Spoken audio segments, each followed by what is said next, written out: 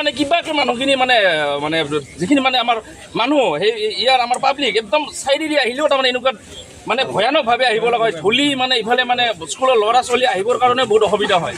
আৰু যি ইমান ডাঙৰ ডাঙৰ গাঁত আপোনালোকে চাব পাৰে, মানে ইমান ডাঙৰ গাঁত মানে ইয়াত মানে আমাৰ স্থানীয় MCLA বিধায়ক আছে, বিধায়ক আজিলৈকে আমি ইয়াত দেখা পোৱা নাই। কিয় তেওঁলোকৰ এই মানে আমাৰ এই ৰাস্তাটো চকুত নপৰে নেকি? তেওঁলোকৰ ভোটৰ সময়ত আহি পেলাই তেওঁলোকে ইমান ডাঙৰ ডাঙৰ মানে কথা কৈ যায়, খুব ডাঙৰ ডাঙৰ লেকচাৰ মাৰি থৈ যায়। খালি ভোটৰ সময়ত আমাৰ পূব দেফিলিবাসী ৰাইজক লাগে নেকি? বেলেগ টাইমক নালাগে নেকি? এইবাৰ আমি দেখুৱাই দিম, এইবাৰ অনাগত আমাৰ যি নিৰ্বাচন আহি আছে এই পৰিষদীয় আৰু বিধানসভা যি আহি আছে, আমি ইয়াত মানে আমি পূব দেফিলি ৰাইজে প্ৰত্যুত্তৰ ইয়াত আমি দিম। আমি নোহোৱালৈকে আজি আমি ভাবিছোঁ এই যিখিনি জাম্পাৰ চলি আছে ইয়াত আমি ৰাতিপুৱা 8টা বজাৰ পৰা ৰাতি 8টা বজালৈকে বন্ধ আমি বিচাৰিছোঁ আমাৰ চব ৰাইজে। আৰু ইয়াত যদি এই ৰাস্তাটো এনেকুৱা হৈ থাকে কোনো পথে ইয়াত আমি ডাম্পাৰ চলিব নিদিম। আমি স্পষ্ট কথা আমাৰ পূব দেফিলি ৰাইজৰ কথা। তেওঁতো আজি আহে কালি আহে, ঘৰক আহি পেলাই মানে কি ৰাস্তাটো চাৰ্ভে কৰি এই বস্তুটো হৈ নুঠে।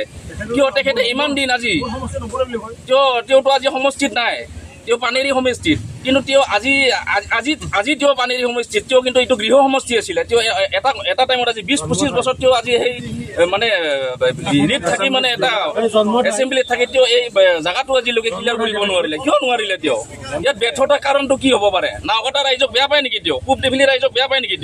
পূব দেফিলি ৰাইজক তেওঁক নালাগিব নেকি অনাগত দিনত?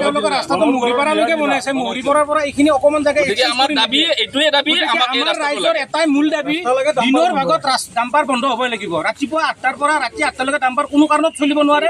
পুলিচ প্ৰশাসন বা ফৰেষ্টে যদি পইচা পাতি লৈ মেনেজ কৰি ডাম্পাৰ চলাই আছে, আমাৰ ক'ব লগা নাই। আমি কিন্তু ৰাইজে চলিব নিদিওঁ, আমি সদায় প্ৰতিবাদ কৰিম। আজি জাষ্ট মাত্ৰ আমাৰ আৰম্ভণিহে।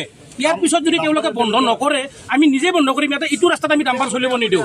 আৰু যিখিনি ৰাস্তাত ডাম্পাৰ চলে এটা বস্তু চাওক আপোনালোকে, এই চুৱাকপুৰ উবাৰীৰ পৰা ইপিনে ডাম্পাৰখিনি চলে, ইফালে ৰাস্তাখিনি ভাঙি আছে। তেওঁলোকে ইউটি ৰোডেদি যাওক, নেশ্যনেল হাইৱেদি যাওক, এইটো PWDহে। ইয়াৰ পৰা আমাৰ এই বেয়া ৰাস্তাত এনেকুৱা সমস্যা হয়।